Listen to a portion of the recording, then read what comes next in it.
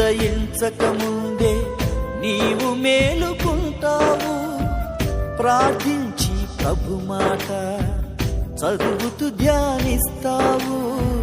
లోకమంతా ద్వేషించిన, అయిన వారే అపహసించిన ఆ దేవుని పలుకులని బోధిస్తూ వెళతావు.